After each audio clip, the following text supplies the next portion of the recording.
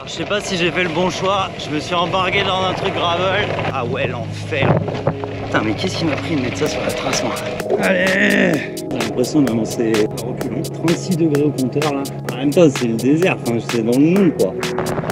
Ça fond les ballons!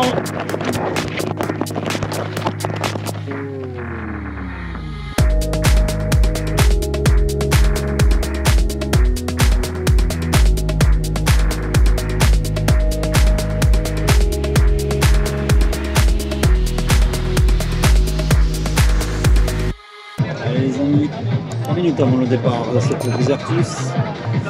On est dans le sas de départ avec beaucoup de monde. Allez, top départ, Desertus Bicus 2024. Alors Desertus Bicus, c'est une course d'ultra distance dont la 3e édition avait lieu cette année. C'est une course d'environ 1400 km qui reliait Hasparren au Pays Basque à Setúbal sur la côte portugaise. Et c'est une course qui est assez originale à 2 niveaux. Le premier, c'est de combiner un tracé route avec des checkpoints gravel. Et la deuxième originalité de la course, c'est le principe du tracé libre. C'est-à-dire qu'avant le départ, chaque participant a préparé son propre itinéraire pour relier les 7 points de passage GPS obligatoires. Certains vont minimiser le nombre de kilomètres, quitte à prendre plus de dénivelé, plus de portions gravel, quand d'autres vont préférer rallonger le parcours pour avoir quelque chose de plus roulant. Donc c'est un aspect qui fait vraiment partie de la stratégie de la course. Allez, vamos pour 1400 bornes. Et premier pétard. Pas tarder à attaquer le col de cette trace à Puerto Ibañeta. Pour l'instant, c'est très rythmé comme départ. C'est 2h30 du matin. C'est toujours une heure où je suis pas hyper en forme. C'est pas mon truc les départs de nuit. C'est pas mon truc. Passage au sommet d'Ibañeta. Allez. 25 minutes, 1 seconde et c'est reparti, on se lance dans la descente. Là, l'enjeu, ça va être de réussir à tenir cette nuit. La première nuit pour moi elle a été assez compliquée, c'était globalement un enchaînement de belles bosses, on était au Pays Basque, il fallait traverser les Pyrénées. Je n'étais pas assez reposé au départ, pas autant que je le souhaitais. J'avais pas réussi à dormir et surtout je sortais d'une séquence professionnelle assez chargée dans les mois qui ont précédé cette course. J'avais accumulé pas mal de fatigue autant physique que mentale, donc j'étais pas forcément dans les meilleures dispositions au départ de cette Desertus. Mais surtout j'ai été surpris par le froid, 2 degrés, 3 degrés, donc les descentes de col en cuissard court était assez difficile sur cette première nuit. J'ai quand même voulu m'accrocher pour atteindre le premier checkpoint dans le désert des Bardenas. Je m'étais interdit de dormir avant. Avec le recul, ça a peut-être été une erreur pour la suite de la course. Mais quel lever de soleil magnifique sur les Bardenas. Je roule avec Florent Dumas, Clément Bonconce. Bon, on approche du checkpoint, on y est quasiment.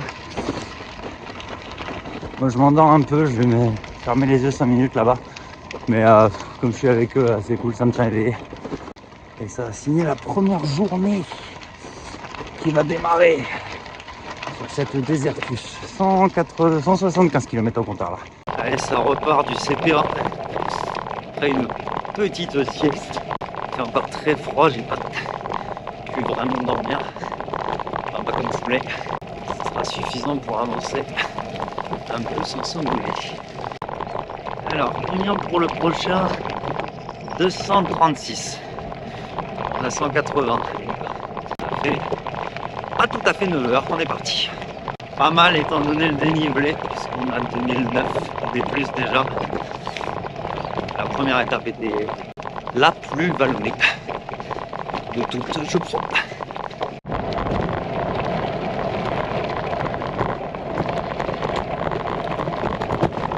Waouh! Oh putain!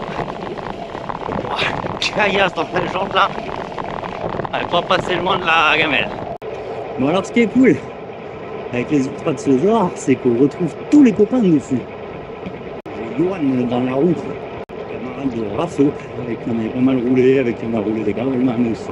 On roule direction la première possibilité de petit déj. Quelques nouvelles de notre amie Pauline.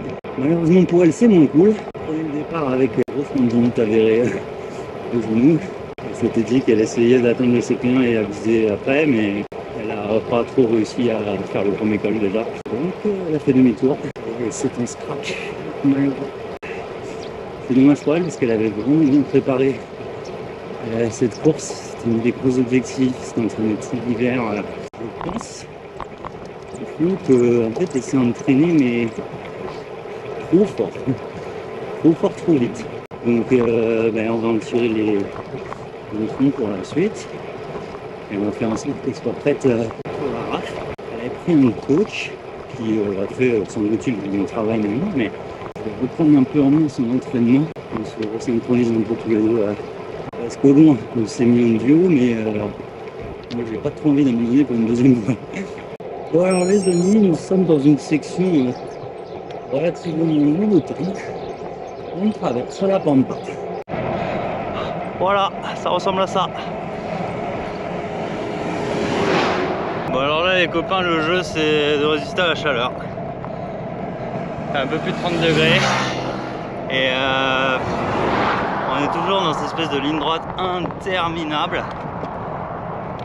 Face au vent, en faux plat montant. Donc autant vous dire, on n'avance pas très vite. Alors le jeu c'est pas forcément d'aller vite sous cette chaleur, c'est surtout de ne pas se cramer du tout. Garder les cartouches, accélérera plus tard quand il fera plus frais. Pour l'instant, écoute, chaque kilomètre engrangé n'est plus à faire. Voilà, ce qui est fait n'est plus à faire.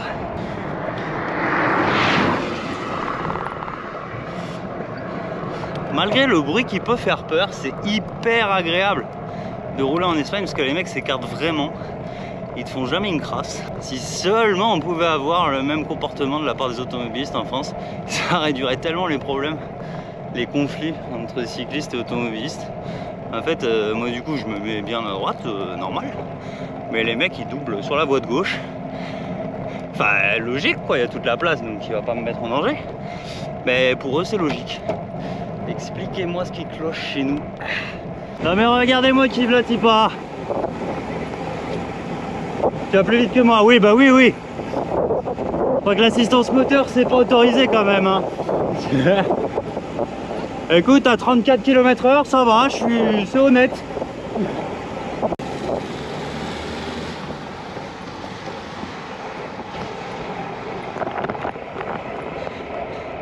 Mais même pas, elle va me faire remonter dans les bagnoles hein. Ah non, c'est une course sans assistance. Bon c'est cool, elle avait le sourire.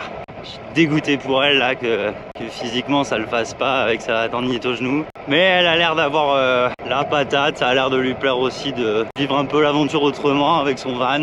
On va dire que ça aurait pu être pire. Toujours dans cette putain de ligne droite. 36 degrés au contraire. En même temps c'est le désert, enfin c'est dans le nom quoi.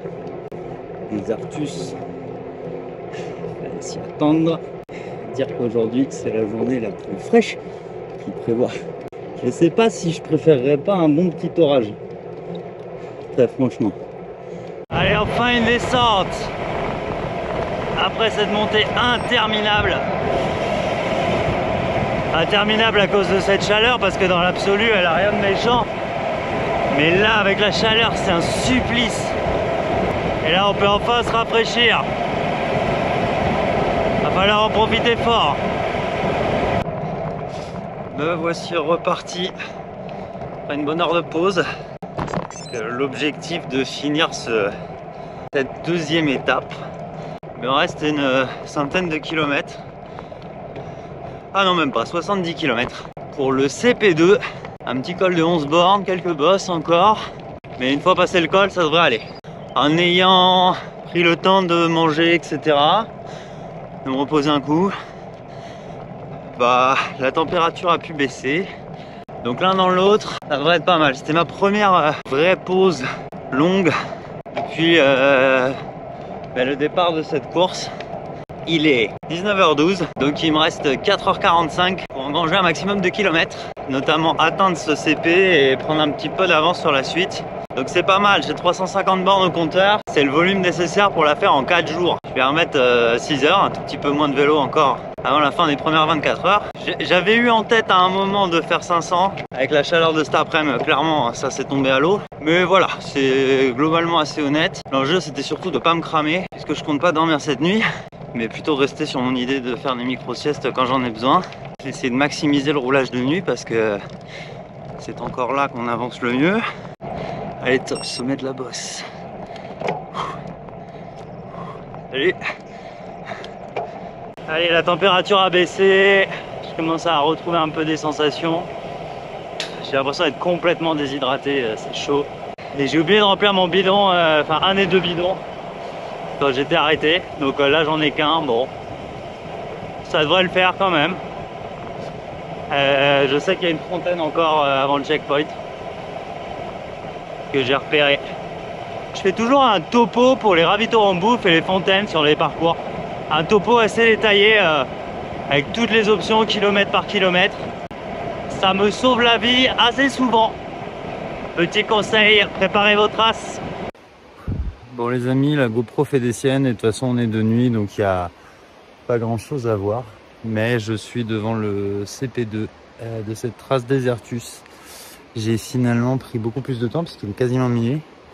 Mais c'est parce que je me suis arrêté de dormir 45 minutes, enfin faire une dans Bivy, voilà, enfin je me suis installé pour bien me reposer et pour attaquer cette longue nuit.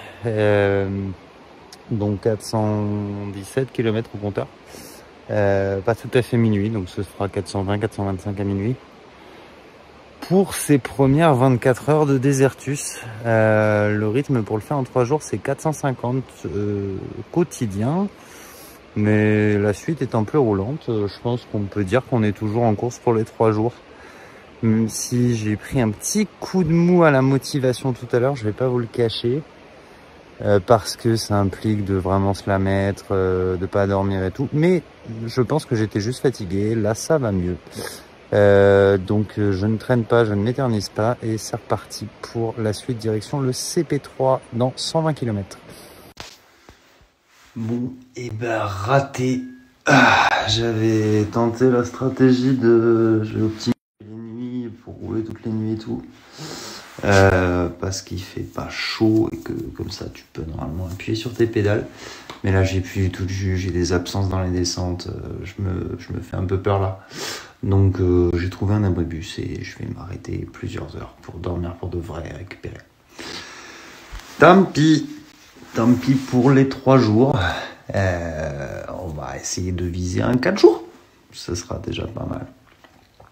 Elle est dure cette trace, elle est plus dure que ce que je pensais. Mais tant mieux, c'est aussi ce que j'étais venu chercher, c'est un beau défi. On passe par des coins assez cool. C'est dur par là. En plus je fais tout ça tout seul là, ça fait très longtemps que je roule avec personne. Enfin... Bref, allez je vais me coucher. Bonne nuit les amis, à demain. Allez, lever de soleil bientôt sur cette deuxième journée. Donc, comme je le disais, je me suis arrêté de dormir 3 heures finalement. J'ai complètement lâché le plan initial parce que je m'endormais dans les descentes. C'était devenu trop dangereux, j'arrivais pas à rester éveillé. Et ça a l'air d'être rentable parce que pour le moment, je roule plutôt bien. Alors vous me direz c'est facile en descente, mais c'était pas de la descente avant. Là je vise un petit déj à Alcocer dans 20 km. Je rêve d'un café là. Et de manger autre chose que des barolifat et des gels mortaines. Encore 850 km à faire. Par contre j'ai fait la moitié du dénivelé. Je me rassure en me disant ça, quoi, que c'était assez concentré. Je sais qu'il va me rester une étape encore très dure. Un truc de l'ordre de 180 km et 3000 de plus. Et donc la fin va être quasiment gratuite finalement. Ça c'est sur le papier. On verra ce qu'il en est dans la réalité. Bon, allez, direction un village. J'avais pas prévu de passer dans le village.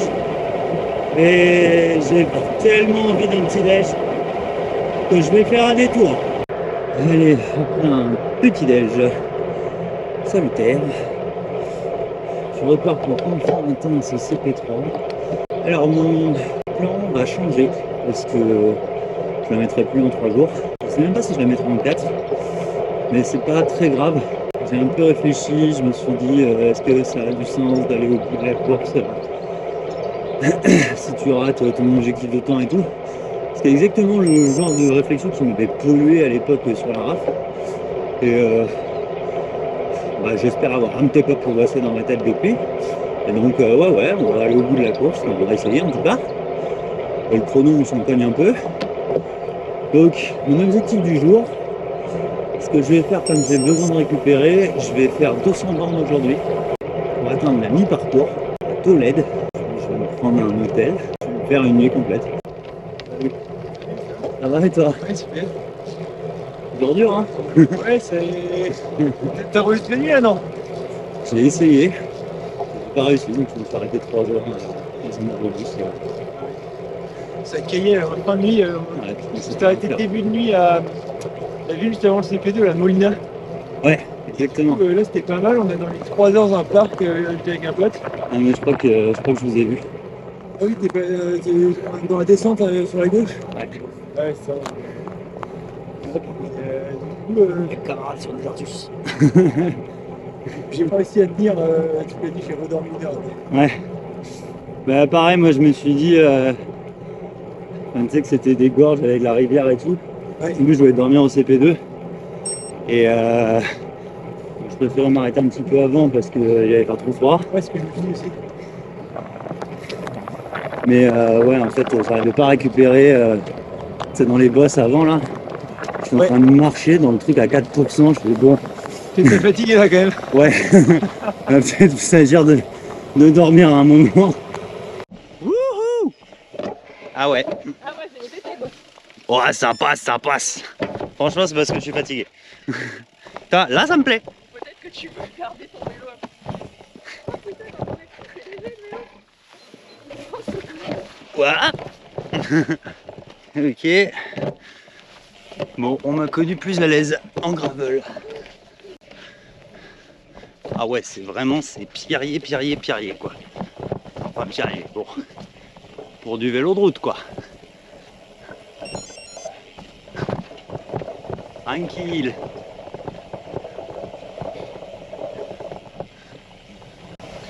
Ça fait du bien d'avoir un peu de gravel.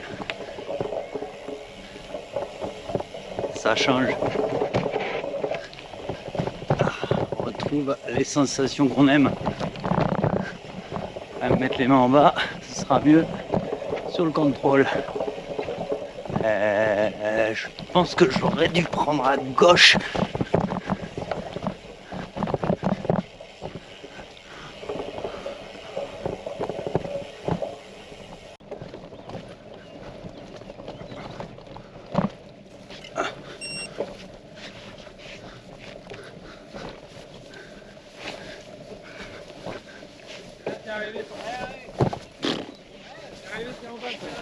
C'est là? Ça monte, ça monte. Ouah. Wouhou. Voilà, on attendait le petit bip bip. Allez, on repart du CP. Pauline est un peu derrière, je vais aller bouffer un truc là-bas, je crois. Allez, au village. Ah bah voilà 2 autres gars. Allez, comment il va? L'ami low carb Frenchy. C'est intéressant, lui son objectif c'est de le mettre à un peu moins de 4 jours. Comme il est là, je pense qu'il va le faire. C'est que je suis pas trop mal. C'est marrant, j'ai vraiment du mal à garder l'envie de plus en plus quand je suis en ultra. En fait ça m'excitait vachement au début. Le côté contre la montre sur des très grandes distances. Tu roules le jour, tu roules la nuit, tu dors pas. Et j'ai de plus en plus de mal à trouver des vraies raisons profondes de le faire.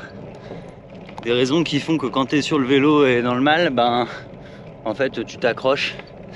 J'ai vraiment tendance à de plus en plus avoir cette petite voix dans ma tête qui me dit de laisser tomber. Et ça m'énerve parce que je l'ai quoi, enfin je veux dire j'ai la caisse, je peux le faire, je peux la finir et je peux même la finir dans un bon temps. Mais j'ai un peu de mal à trouver la motivation. En fait là ce qui me fait kiffer c'est d'être là comme ça, de me balader tranquille et plutôt profiter du coin. Genre là on était au bord d'un lac, c'était assez joli, j'avais envie d'aller me baigner. Le prochain voyage à vélo c'est pas un ultra. Le prochain voyage à vélo c'est un bikepacking en Italie avec Pauline. Ce sera assez intéressant de voir ce qu'il en est. Je Je pense que ça va me faire renouer avec une autre forme de vélo qui me plaît pas mal aussi. Et on verra après ce qu'on en tire comme conclusion. Bon allez, en attendant, on va quand même essayer de s'accrocher pour aller au bout de cette trace Desertus.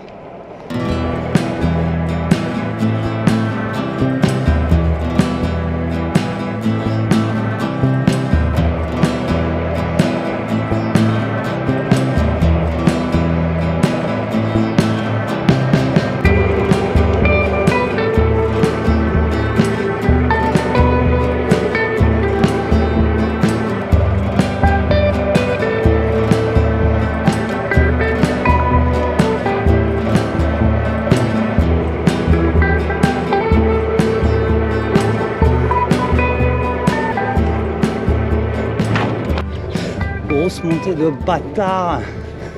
J'ai ma photographe officielle en haut. C'est dur mais ça fera de jolies photos. Alors je sais pas si j'ai fait le bon choix. Je me suis embarqué dans un truc gravel. J'espère que ça le fait. Ça glisse pas mal hein. J'ai pas assez d'accroche sur les pneus là. C'est hyper piégeux. Je vais y aller tranquille. On va se mettre en bas du centre quand même. Wow. Ah, typiquement ça que je voulais éviter. Autant la caillasse et tout, ça me pose pas de problème. Autant ça, quand t'as pas de crampons, tu peux vite slipper de la roue. Perdre l'avant quoi. Ah mais si, je vois où on est, je me souviens d'avoir mappé ça, ouais. J'étais pas sûr de mon coup, mais si ça permet d'économiser pas mal. Enfin, d'économiser quelques kilomètres. Ah, bon c'est bien, ça change, ça amène un peu de variété. Oh le trou, hop, on saute, un deuxième. Faut quelques réflexes.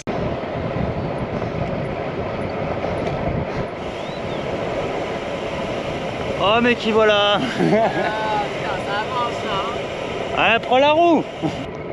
Bon, je viens de passer la barre des 600 bornes. Ah, en combien de temps ça fait? 40 heures quand même. Ah, c'est pas ouf. Mais bon, allez, ça fait 600. Là, je suis sur la section bien roulante. Une espèce de faux plat descendant géant. Jusqu'à Tolède, il y a une bosse dessus. Il reste quand même 800 mètres de D+, mais il me reste 130 bornes. Ah, même pas, c'est 800 de D+, jusqu'au checkpoint. Ah, ouais, même pas. En fait, ce sera après Tolède, le D+, presque. Donc, bref, là, on est sur des rails. Ça roule entre 30 et 40 km/h.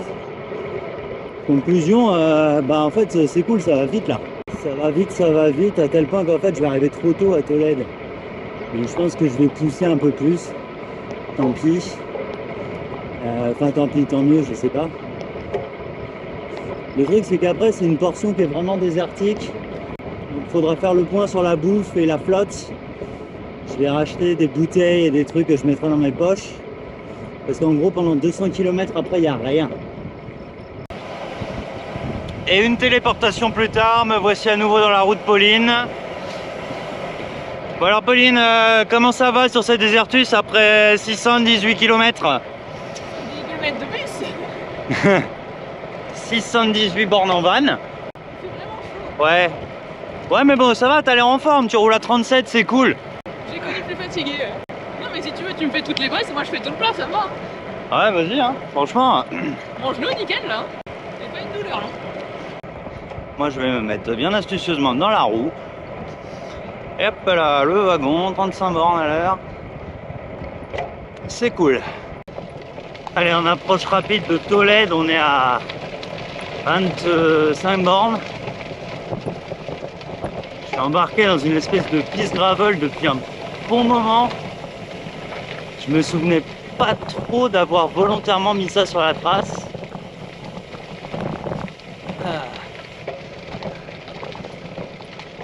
Il devait y avoir une raison, mais je sais plus. Bon, ça va, ça roule vite, mais ça m'oblige quand même à ralentir un tout petit peu par rapport à mon rythme de route, quoi. Ça tabasse un peu, un poil. Mais finalement, le gravel en pneu slick de 32 avec le cadre titane qui absorbe bien, bah c'est même pas si désagréable, hein. Donc c'est pas trop énervé comme ça va. Ah, attention.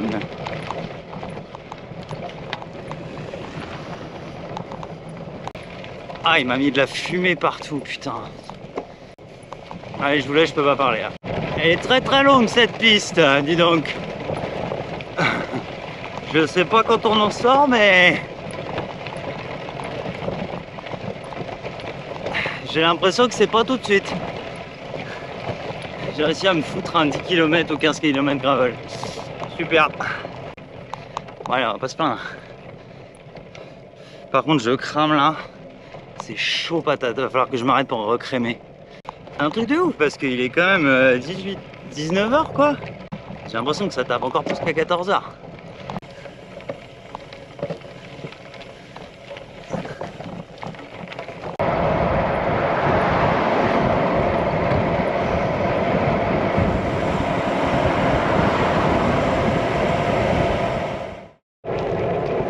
Bonjour les amis, troisième jour sur Desertus Bikes 2024. Alors, état des lieux. Je repars après une énorme nuit de sommeil. Je me suis permis une petite liberté, c'est qu'on a dormi dans le van.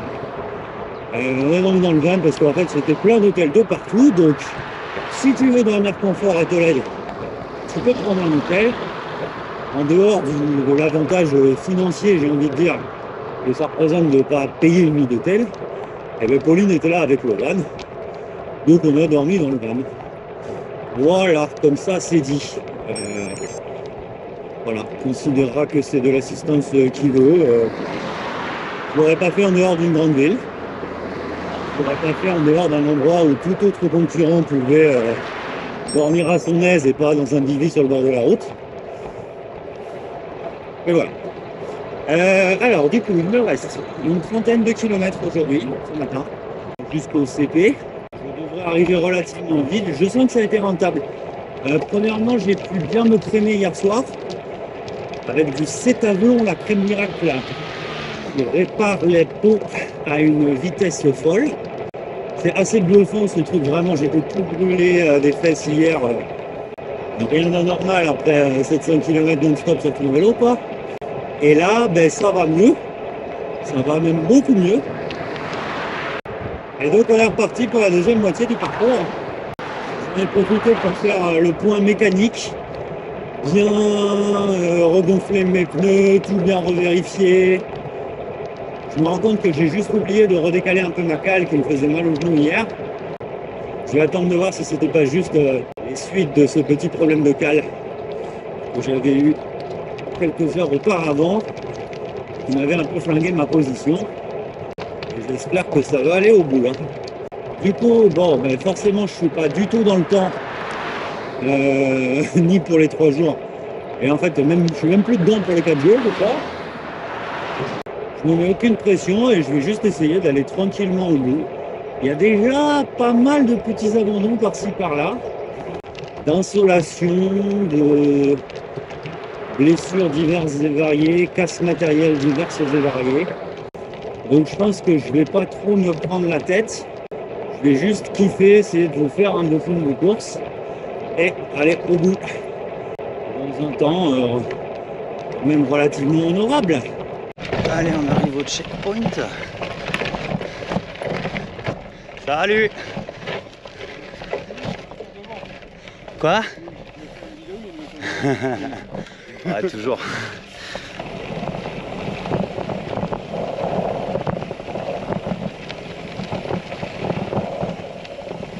Petit coup sablonneux. Wow. Ah ouais. Ah ouais, pas qu'un peu en fait. Putain.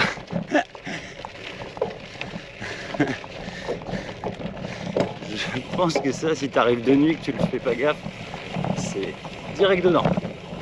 Bon, en tout cas, c'est marrant. J'avais peur d'avoir mis des pneus trop slick. J'avais hésité avec les Pathfinder de chez Spé. J'en avais trouvé une paire en 32. Donc ça serait passé sur ce vélo. Je suis très content de ne pas l'avoir fait parce que c'est quand même vraiment une épreuve de route. C'est-à-dire même les quelques petits passages gravel, c'est rarement pire que ça. Voilà, c'est vraiment roulant, mais Bah, vous avez bien vu de toute façon à la caméra. Mais il y en a tellement peu que tant pis, c'est un peu comme aller en Vélib faire une descente de VTT. Ça a l'air un peu con, mais c'est pas grave, ça passe vite. C'est la première fois que je fais une épreuve à tendance all-road, on va dire comme ça. Même si, bon, all-road, Gravelman Flanders, c'est plus all-road quoi, quand il y a des pavés. Mais c'est pas mal, j'aime bien ça. C'est assez rafraîchissant une fois de temps en temps de te mettre un petit coup de gravel. Yes, toujours sur la piste. On arrive en vue du checkpoint qui va être le point de vue tout au bout là-bas, je crois. Il y a un grand lac. Ça aurait fait un bon spot de bivouac.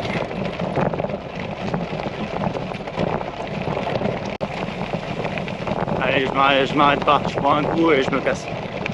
C'est très joli, mais je veux juste prendre une petite photo pour vous. Bonjour. Ça va? Ouais. Allez, on a reparti direction le CP5. Il y a visiblement une route à droite, mais va savoir pourquoi. Moi, j'ai mis un petit passage gravel. Et pas désagréable. Petit gravel du matin, légèrement sablonneux. Ça roule vite. C'est cool. Ça roule à 25, 30.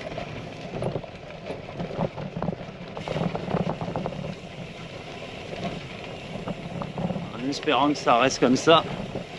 Tant que ça reste comme ça, c'est bon.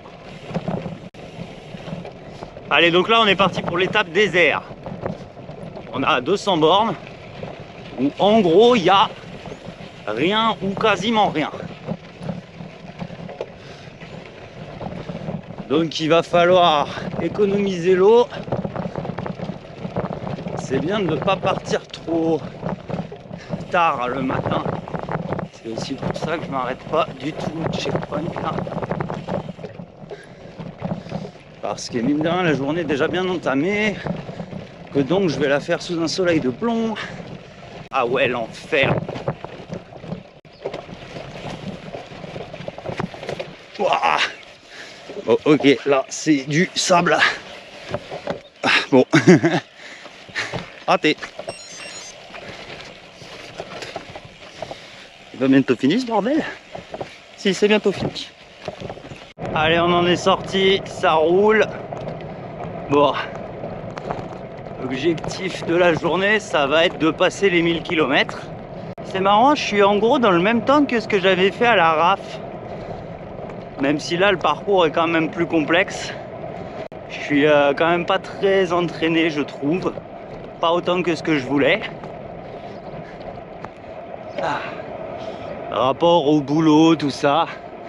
Quand même savoir que la RAF, à l'époque, j'étais parti dessus. Et je venais de reprendre un boulot. Mais avant ça, j'avais pas bossé pendant genre 6 mois. J'étais en vacances. Les vacances sponsorisées par Pôle emploi. Merci à eux de faciliter le voyage à vélo. Et du coup, je roulais tout le temps. Donc j'étais vraiment en pic de forme assez ouf. Et c'est pas mal de voir qu'en fait, je dois être à peu près au même niveau maintenant. Avec un peu plus d'expérience qui compense, on va dire. C'est beaucoup trop tôt pour faire un bilan, mais pour le moment, je dirais que cette course ne se passe pas comme j'avais prévu. Enfin, j'allais dire comme j'avais prévu qu'elle se passerait. J'avais rien prévu justement, pour une fois. Je me suis pas dit ça va se passer comme ci, ça va se passer comme ça. Je me suis dit j'aimerais bien que ça se passe comme ça, mais j'étais parfaitement préparé dans ma tête à ce que ça se passe complètement différemment. Et pour l'instant, j'ai beaucoup de chance dans le sens où j'ai pas eu de problème mécanique. J'ai vaguement cette histoire de cale, mais voilà, j'ai aucun problème grave. Rien qui m'ait mis vraiment dans le dur. J'ai essayé de faire une stratégie où je dormais très très peu. Ça n'a pas fonctionné pour moi. Et j'ai su changer d'objectif pour l'instant, dans ma tête, sans que ça soit une source de souffrance comme c'était le cas sur Race Across France. Donc en fait, Bah là maintenant je prends du plaisir. C'est marrant parce que c'était assez peu le cas au départ. J'ai mis un bon 36 heures à me mettre dedans. Les 36 premières heures, j'avais même dit à Pauline que vu qu'elle avait Scratch et que du coup je vivais mon truc un peu tout seul, alors que le but c'était de nous faire un souvenir partagé tous les deux. C'est pour ça qu'on s'était inscrit. Enfin elle voulait faire un résultat, mais en féminin. Je pense qu'elle l'aurait pas gagné parce qu'il y a notamment 2 animaux, Élise et Zélie, qui sont quand même un cran au-dessus d'elle, hein. Même si quand elle s'énerve, elle est vraiment très forte. Parce que dans sa tête, elle peut être très très forte. Et elle ne s'arrête pas du tout. Du tout. Et elle, ça lui réussit. Elle a juste du mal avec la chaleur. Comme moi. Ouais, les 36 premières heures complexes. Et là maintenant, je prends du plaisir. Là, c'est cool. Et ouais, c'est assez drôle. Je pense que je la referai. On verra si je dis toujours ça dans 600 km. Mais je pense que je la referai, mais pas pareil. Je pense que j'aimerais bien la faire en pignon fixe. Dans le temps limite, hein. En 7 ou 8 jours. Ou alors, même si je suis pas sûr que ce soit très adapté, de ce que je vois depuis le début du parcours, ou alors j'aimerais bien la faire en gravel intégral. Me faire un genre d'Espagna Divide maison. Bon bah là je suis embarqué dans un truc. Ça fait quelques kilomètres. Il reste encore quelques kilomètres avant de récupérer la route. Je pense que c'était pas très rentable mon affaire. Oh. Parce qu'en fait c'est sablonneux, un peu défoncé, t'avances pas trop quoi. Il fait très chaud. Le soleil commence à être bien haut déjà. Et malheureusement c'est pas fini quoi. Bon, premier problème mécanique, celui-là il m'est pas encore arrivé. J'ai un bidon qui fuit par le bas. Je ne comprends pas trop comment c'est possible, mais comme s'il avait été attaqué par l'acidité de la poudre que je mets à l'intérieur. C'est assez bizarre, du coup j'ai de la poudre qui a une espèce de mélange gluant de poudre et d'eau qui a glissé le long du cadre. Et du coup bah, j'ai tenté à l'arrache une réparation au scotch, mais je perds de la flotte quoi. Donc un peu compliqué. Heureusement mon autre bidon c'est 1 litre, donc au pire j'ai qu'1 litre. Mais c'est pas la bonne étape pour que ça m'arrive, c'est l'étape où il n'y a quasiment pas de fontaine. Ça va être compliqué cette étape. Je fais un faux plat montant interminable depuis le... Enfin 3,5% quand même le faux plat montant. Pendant 50 km. Je suis depuis le dernier checkpoint. Pour l'instant j'ai l'impression d'avancer à reculons quoi. Mais bon, la puissance est bonne. Je me cale là-dessus. Tant que la puissance est bonne, c'est que je suis pas en train de m'endormir sur mon pédalage. Et même si ça va pas vite, faut prendre son mal en patience. C'est tout. Il n'y a rien d'autre à faire. Bon, je suis dans le col. Je dois plus être très loin du sommet, je pense. Il est dur, hein. C'est des rampes entre 8 et 12%. Très raide. 1,5 km du sommet.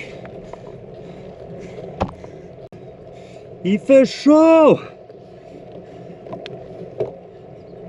Allez, vivement la descente, que je puisse me rafraîchir. Heureusement, il y avait une fontaine non répertoriée en bas. Je me suis totalement trempé. Je fais une douche. J'ai bien fait, mais je suis déjà sec. Allez. Allez, on s'accroche. 780 au compteur. Allez, passage au sommet de cette bosse, de ce col. Oh la vache. Ouh. Allez, ça c'est fait. Ça c'est cool, 44 minutes. J'avais dit que ça me prendrait 1 heure. Ça va, j'arrive encore à avancer, hein. Tant mieux. Allez, direct sur la suite.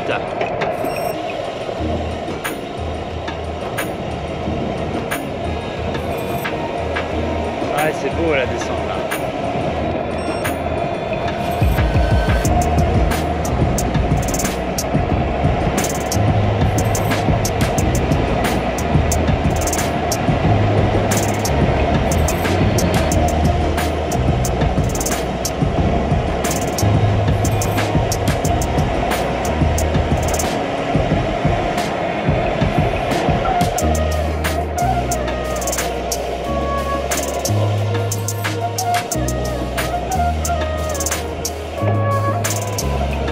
Allez, je vous reprends plus tard. Après cette belle descente, il me reste 1346 de D+, sur cette étape un peu vallonnée, en 115 km. Ça nous amènera pas tout à fait aux 1000 bornes, mais pas loin. Donc en fait, j'étais en train de calculer pour me dire, en gros à minuit ce soir, ça fera 3 jours. Ce qui était mon objectif de base, donc il va me manquer 400 bornes. Bon, je suis loin de l'objectif. Mais en fait, 400 km et 2002 D+, je peux les rentrer en 24 heures, même en étant claqué. Alors le problème, c'est que c'est pas 24 heures, c'est en 22 heures, parce qu'il faut réussir à attraper le dernier ferry. Sinon, il faut remettre encore 3 heures minimum, plutôt 4 heures, pour faire le tour à vélo. Parce qu'en fait, on arrive sur une presqu'île, et c'est de l'autre côté en face, donc il faut... Soit tu prends un ferry pour traverser, ce qui est autorisé par leur gars, et tout le monde va essayer de faire ça globalement. Mais bon, bah faut tenir compte des horaires, quoi. Donc si j'arrive pas à attraper le dernier ferry, ça rentrera pas en 4 jours. C'est pas mal comme fin de course. Ça permet de rester concentré et motivé jusqu'au bout. Je peux encore la mettre en 4 jours. J'avais dit moins de 4 jours, je suis content. Donc ça fait un objectif sur lequel se fixer pour quand même avancer. On est dans un parc national. C'est joli et c'est cool parce que c'est boisé. Donc il fait un peu plus frais. Désertus, désertus. Donc là, c'est de la piste, hein. Si ça roule comme ça, ça va. Franchement, je suis à 31. Je vais pas essayer d'aller plus vite parce que ça secoue un peu. On va plutôt essayer de trouver la ligne la plus roulante. Depuis le début, mes options gravel sont pas toujours très heureuses. Même si ça roule, ça te fait pas gagner beaucoup de temps. Et même en admettant que ça te fasse gagner du temps, c'est quand même un petit peu plus fatigant. Ça m'a fait du bien à la tête d'en faire un peu de gravel, histoire de changer, de varier les plaisirs. Mais là, je suis pas sûr de mon coup quand même. Oh le bordel. Ok. Ah, j'arrive à 40 là-dedans. Là, c'est le soleil assuré. Alors c'est marrant, je me souviens d'une story de Florent Dumas un peu plus tôt sur la course qui disait tiens, comment se rajouter de la difficulté. J'ai comme l'impression que c'est ici. Aïe aïe aïe. Je me souviens aussi que dans sa story il disait bon, trop tard pour reculer. Donc je pense que je suis pas au bout de mes surprises en fait. Oups. Bon ben on y est toujours et ça s'énerve de plus en plus. Voilà.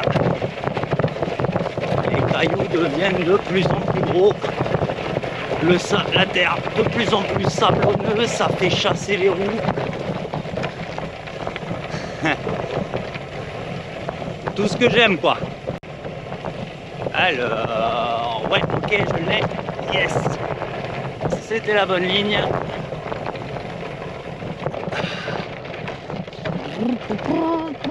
Oh, allez. Yes. Ah, j'espère que ça secoue pas trop. Ceci dit, c'est bien comme ça, ça fait une dimension en plus dans la caméra embarquée. Parce que moi aussi, je me fais taper la gueule. J'aime ces jolis petits murs. Oh putain, il a l'air raide lui quand même. Ça a l'air vraiment raide.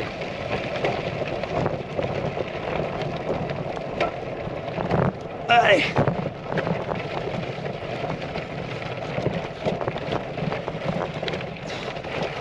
Waouh. Ok. Bon, ça va se finir à pied ça, parce que en plus comme ça patine de ouf. Tout à gauche là, ouais. Ah oui, 18%. Allez, allez. Ah, 400 watts dans les pédales. On est chaud. Tout va bien. 840 km au compteur. Oh putain, et c'est pas fini. Oh mais c'est quoi? Putain, mais qu'est-ce qui m'a pris de mettre ça sur la trace, moi?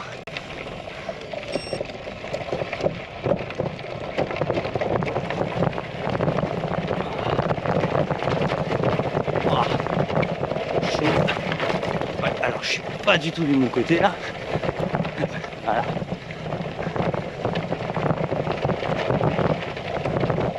Ouais, on va y aller doucement, c'est pas le moment de se péter la gueule.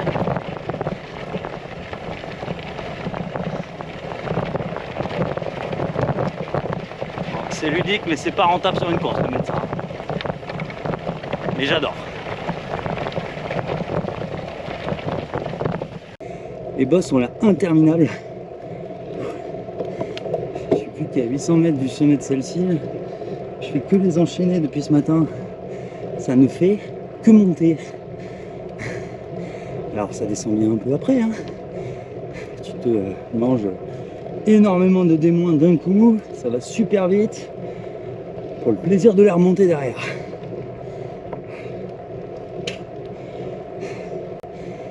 Je suis 36 degrés au compteur là. Donc c'est difficile. Allez, on va aller finir ces bosses. Je savais que cette étape serait dure, compliquée pour le moral, pour la tête. Mais je lâche pas. J'essaye globalement de pas m'arrêter, même si je vais pas vite. C'est compliqué, hein. J'ai 22,5 de moyenne depuis ce matin. Donc j'avance pas beaucoup. Après, c'est pas une étape plate. Hein. On va vérifier si je peux pas trouver de l'eau parce que j'économise. Hein.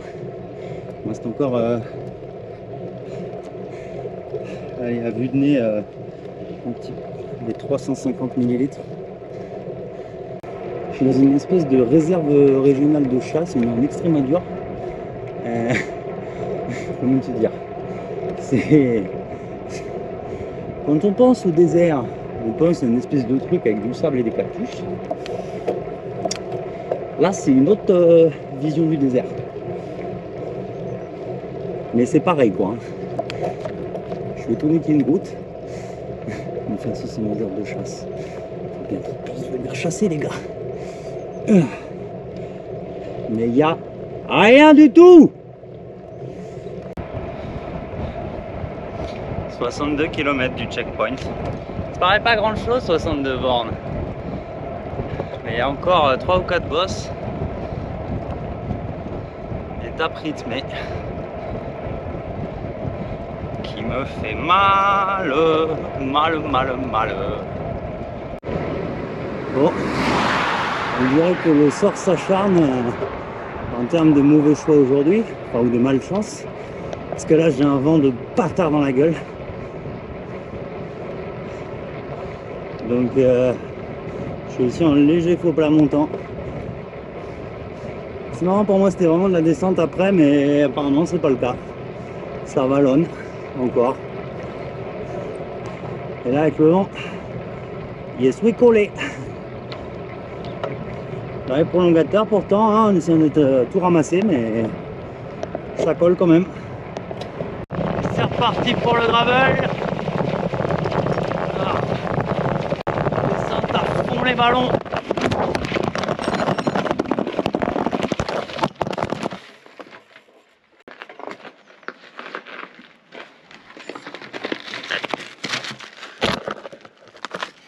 Oh bah oui, tiens, tellement à fond les ballons que je vais tomber. C'est tombé ou c'est cassé? Ah, c'est cassé. Merde. Bon bah les amis, vous allez finir cette course dans ma poche malheureusement. Putain mais sérieux, le truc il est neuf quoi. Tant pis. Bye bye, je vous garde dans la poche. Alors, les copains, je viens d'apprendre quelque chose qui me donne le smile.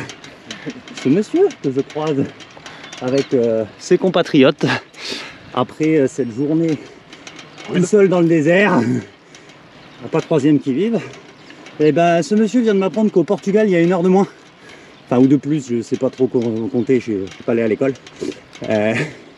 et qu'en gros ben, on peut arriver 1 heure plus tard au port pour le dernier ferry, enfin on a 1 heure bonus. Et ça c'est cool. Elle est bien arrivée au CP5 Sanctus-Piliti, une espèce de ville fantôme avec une grosse église. Et juste derrière moi, une fontaine douche.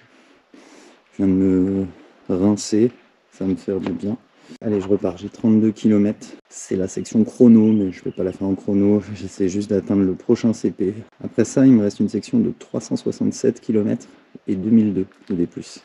J'espère aller vite, mais je vois qu'il y a quand même des vallons, donc j'en sais rien. Il me restera ensuite 45 km pour essayer d'atteindre le ferry avant qu'il parte. Demain soir, 23h30 heure française, 22h30 heure locale, mais comme il y a 1 heure bonus, ça c'est cool. Donc c'est toujours dans mes cordes. Si j'arrive à bien avancer cette nuit, je vais dormir un peu quand même. Alors après le CP5, l'organisation avait voulu mettre un contre-la-montre au beau milieu d'un ultra. Encore une idée très originale sur cette course. Donc un contre-la-montre de 32 km pour sa première moitié sur route et pour sa seconde moitié sur une portion gravel. J'avais pas spécifiquement prévu de participer à ce chrono dont l'enjeu était de remporter un dossard sur la Nomadian Rapsobike, donc une autre course d'Yvan, l'organisateur. Mais je me suis assez vite pris au jeu, j'ai pas tellement appuyé sur la portion route. Par contre, dans la portion gravel, j'ai commencé à envoyer mais comme un cochon. Je prenais la descente à 60 km/h, j'ai repris énormément de monde. Je pense que j'étais plus tout à fait lucide par rapport à ce que je faisais, mais en tout cas, ça m'a fait beaucoup de bien de vraiment me lâcher après cette étape assez compliquée et surtout de croiser du monde puisque j'avais roulé vraiment tout seul sur toute la journée. Bon les copains, on est embarqués dans un truc là. On adore. On s'est fait une descente VTT avec le canyon, je l'aurais bien kiffé. Là en vélo de route, un peu moins. Et là on remonte dans un espèce de pierrier à la con. Mais bon, le village n'est plus loin. J'espère qu'il y aura encore un truc ouvert. Sinon bah tant pis. Donc le chrono gravel était bien rigolo. Je suis passé comme un teubé à 60 dans les descentes. C'était bien. Allez, je traîne pas. C'est ma seule chance d'avoir un dîner. Sinon ce sera des bonbons toute la nuit. Alors après le chrono, j'ai atteint du coup le CP6 où m'attendait Pauline. J'ai pu manger un tout petit peu dans un bar qui fermait, j'ai dormi quelques heures. Et c'était assez important pour moi parce que à ce moment-là, je m'étais fait à l'idée que la journée suivante serait ma dernière journée sur cette course. J'avais vraiment envie d'atteindre la ligne d'arrivée d'une traite par la suite. Au petit matin, j'ai croisé quelques participants dans un café, notamment Tanguy, avec qui on a roulé une bonne partie de la journée jusqu'à midi. On est dans un coin pas trop dégueulasse. Nos chemins ont dû se séparer à la fin parce qu'il avait beaucoup de problèmes de crevaison de roue arrière.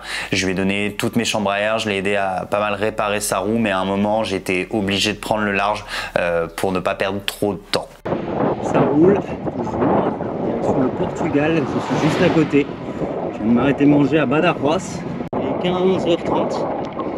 L'objectif du jour là, c'est de faire encore 100 km minimum pour atteindre Évora au Portugal. Donc a priori ça va aller au bout. Dans un temps très éloigné de celui que j'avais espéré au départ, puisque j'avais dit, alors plus exactement moi dans le mail à l'orga j'avais dit 3 jours et demi, ce qui sur la carte Panini que Yvan fait pour tous les coureurs s'est transformé en 3 jours, il a arrondi, pas forcément dans le sens qui m'a arrangé, mais du coup ouais, je m'étais mis en tête de la mettre en 3 jours, Ce qui ne sera pas du tout le cas. Ce sera plutôt 4 jours et demi. Avec cette logistique du ferry, évidemment, beaucoup. Et je t'avoue que la perspective de faire les 100 bornes de plus si tu rates le ferry pour faire le tour de la presqu'île ne m'enchante pas particulièrement dans mon état. Alors ce qui est marrant quand on arrive au Portugal, c'est qu'il n'y a aucune frontière physique, il n'y a aucun panneau même qui vous indique que vous êtes arrivé au Portugal, mais vous le savez immédiatement parce que subitement vous commencez à vous faire frôler à 150 km/h par des poids lourds. Donc à partir de ce moment-là, j'ai dû couper ma musique en grande partie, j'ai dû à nouveau faire preuve d'une grande vigilance sur le vélo pour ne pas me mettre en danger, donc ça a ajouté énormément à la fatigue mentale qui était déjà accumulée et je dirais que ça m'a empêché de vraiment profiter des paysages qu'on traversait. J'étais surtout concentré sur mon vélo et sur mon objectif qui était d'atteindre Évora. Bonsoir les amis, alors je me mets un petit peu à l'écart. Alors je suis à Évora, pour l'instant je suis à l'arrêt forcé malheureusement, il me reste une centaine de kilomètres jusqu'au checkpoint mais mon Garmin s'est éteint. Il m'a indiqué 100% de batterie tout l'après-midi, je comprends que maintenant que c'était un bug. Et là il est à 0%. Enfin non, là il est à 5%, ça y est, il charge enfin sur la batterie externe. Fort heureusement, il me restait un petit peu de batterie externe, mais plus trop, je délisais juste, quoi. J'ai pris qu'une batterie tampon de 10 000 que je recharge un petit peu sur la dynamo, donc ça a tenu là jusqu'à maintenant, mais là il me reste genre 12%. Voilà, je vais pouvoir recharger le Garmin, mais ça va s'arrêter là. Donc du coup, je vais aller jusqu'au checkpoint, le dernier checkpoint de cette trace Desertus, et vu que je vais y arriver maintenant un petit peu plus tard que ce que j'avais prévu, je pense que je dormirai là-bas, enfin je ferai les 40 km qui restent pour aller au ferry, je dormirai, je vais arriver au milieu de la nuit, et je terminerai cette Desertus avec le groupe qui prendra le premier ferry qui sera arrivé dans la nuit. Donc voilà, désolé de ne pas pouvoir vous montrer le Portugal, ce sont globalement de très beaux paysages dans les champs, des routes défoncées, et le retour des conducteurs... disons juste que je pense qu'ils ont les mêmes moniteurs d'auto-école au Portugal que chez nous. Voilà. Alors après cet arrêt à Évora, la nuit est tombée assez vite, donc c'est devenu quelque chose d'assez mental. On était sur une succession de toboggans, de faux plats montants, de faux plats descendants. Pas suffisamment raide pour vraiment vous faire mal aux jambes, mais suffisamment nombreux pour faire mal à la tête. Donc à ce moment-là, je me suis mis dans ma bulle, j'ai appuyé sur mes pédales et j'ai fini par atteindre le CP7, c'est-à-dire l'océan. Bon, 4 h du matin, CP7, dernier checkpoint, l'océan. Pour ceux qui ont fait la course, je précise que moi je suis descendu sur le vélo jusqu'à la plage, parce que je suis un peu con. J'ai essayé de dormir un peu, mais il faisait froid, donc ça m'a réveillé. J'en ai marre, je veux arriver. Ça symbolisait vraiment pour moi la fin du parcours, même s'il me restait encore une cinquantaine de kilomètres pour atteindre l'embarcadère du ferry que j'ai atteint du coup au milieu de la nuit, je ne saurais pas dire exactement quand. En arrivant au ferry, j'ai d'abord été très agréablement surpris de voir qu'il y avait une petite cabane sur l'embarcadère. Je me suis dit que j'allais pouvoir m'abriter et dormir quelques heures. J'ai aussi assez vite été désillusionné en me rendant compte qu'elle était totalement fermée et que c'était impossible à ouvrir. Donc j'ai dormi emmitouflé dans mon bivy en boule sur l'embarcadère, et en me réveillant le matin, j'étais assez agréablement surpris de voir qu'une vingtaine d'autres participants m'avaient rejoint. C'était cool de pouvoir discuter à ce moment-là, se raconter les uns les autres notre course en attendant le ferry, et le fait est qu'on a eu pas mal de temps pour discuter puisque le ferry de 8 h n'est jamais arrivé. Alors les copains, le chat noir a encore frappé. Étrangement, je n'ai pas eu de pépin mécanique sur cette course. J'ai même pas pété mon vélo. Je pense que c'est la première fois sur un ultra. Par contre, le ferry qui devait être là à 8 h a une avarie moteur. Voilà. Donc peut-être on en a à 9 h. Peut-être il faudra faire le tour à vélo. Voilà, mais ça m'aurait étonné aussi que tout se passe bien.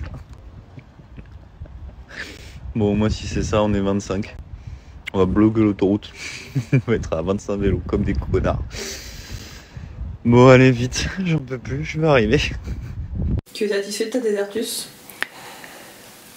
Desertus, c'est une course qui pour moi était assez difficile. Je dirais pas que je suis satisfait de moi sur le plan de la performance sportive. Clairement, j'ai pas fait ce pourquoi j'étais venu sur ce plan-là. J'ai quand même été extrêmement content d'une part d'aller au bout, mais surtout d'aller au bout en prenant quand même du plaisir une fois passé les 36 premières heures de course qui étaient très difficiles mentalement. J'ai été heureux de rouler avec des camarades avec qui j'avais déjà pu rouler par le passé, aussi de rencontrer d'autres personnes et de partager un bout de route. J'ai énormément apprécié l'ambiance chaleureuse qui se dégageait de cet événement, à la fois de la part des participants et de l'organisation. Et rien que pour ça, c'est un événement auquel j'ai vraiment envie de participer à nouveau à l'avenir, l'an prochain. Cette fois-ci pour aller au bout de l'objectif que je me fixerai, même si la perspective avec laquelle je ferai la course sera probablement très différente à ce moment-là.